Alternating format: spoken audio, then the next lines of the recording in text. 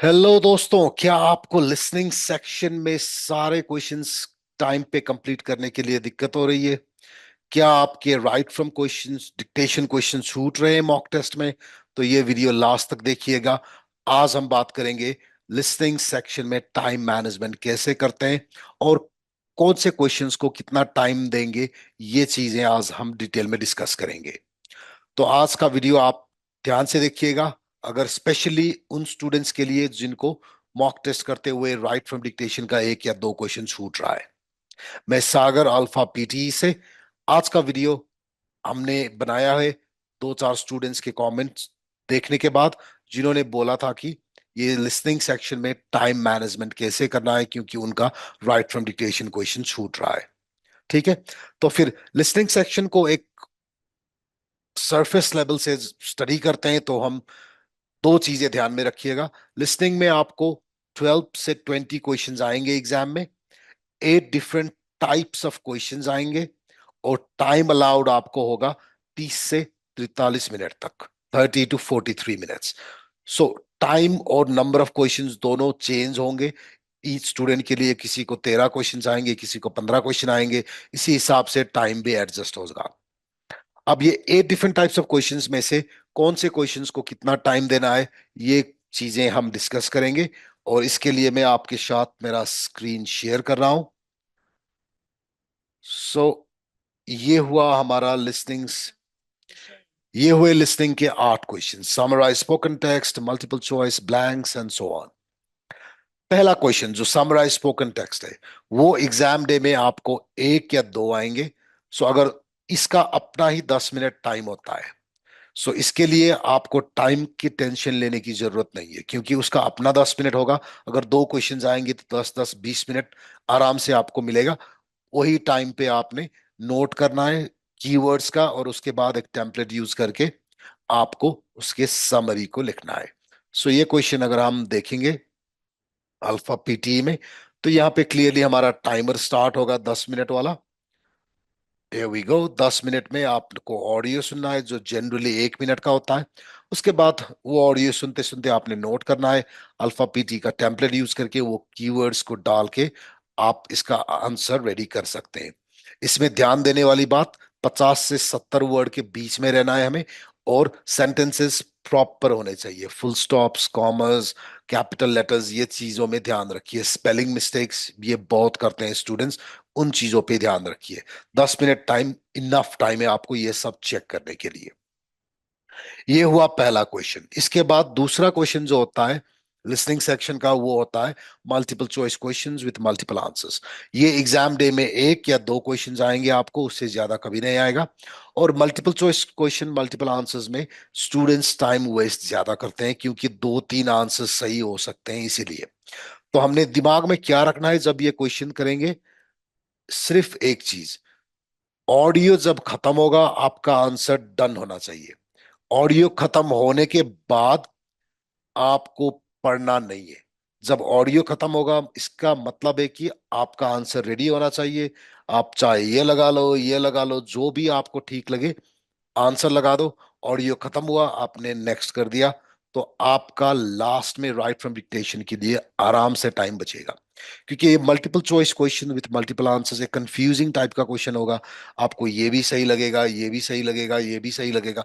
अगर आप 3 बार 4 बार सोचना स्टार्ट करेंगे तो आपके टाइम बीतता जाएगा और बाद में आपको रियलाइज नहीं होगा कि राइट फ्रॉम डिक्टेशन के लिए इनफ टाइम नहीं बचा है। ठीक है, तो ये मल्टीपल चॉइस क्वेश्चंस सारे 4 होंगे टोटल। सारे के लिए हमारा फॉर्मूला सेम ही है।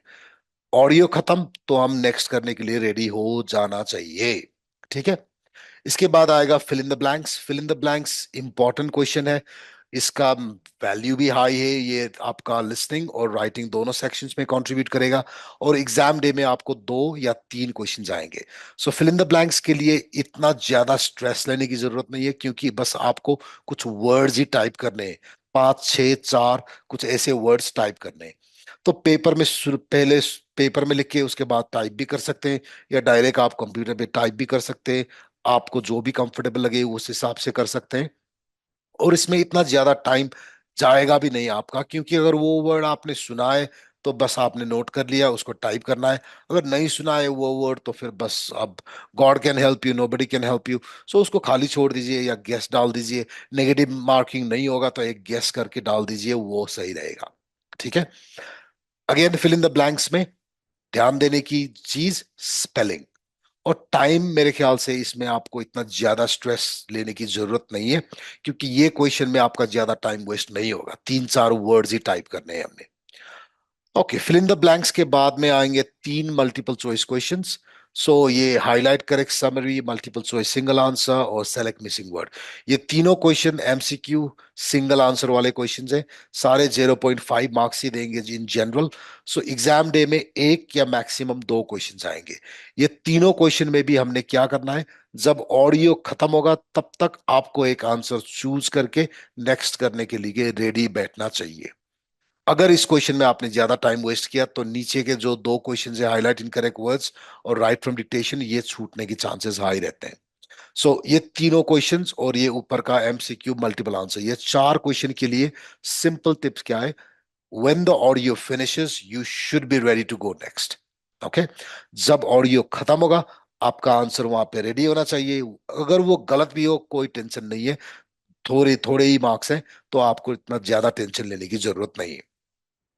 अब हाईलाइट इनकरेक्ट वर्ड्स वाला क्वेश्चन पे जब जाएंगे हम, तो इसमें भी टाइम का इतना ज्यादा टेंशन नहीं है, क्योंकि ये क्वेश्चन में क्या होता है, ऑडियो प्ले हो रहा होता है और यहाँ पे जो इनकरेक्ट वर्ड है उसको हमने क्लिक करना है। एक बार ऑडियो खत्म हो गया तो आपको ये दोबारा पढ़ के कुछ भी फायदा नहीं होगा। मैंने तो बहुत ज्यादा स्टूडेंट्स देखे हैं जो दोबारा पढ़ते हैं। जब ऑडियो सुनते हैं हम पहली बार, उसी टाइम पे आपको क्लिक करना है कि कौन से वर्ड इनकरेक्ट है। दोबारा पढ़ने से वो हेल्प नहीं होगा। सो टेक्स्ट को 2 बार मत पढ़िए, एक ही बार में whatever words are missing और whatever words are incorrect आपको बस उस पर क्लिक करना है। Once the audio is finished आप नेक्स्ट क्वेश्चन पे जा सकते हैं। Okay, highlight incorrect words exam day में आपको 2 या 3 क्वेश्चंस आएंगे।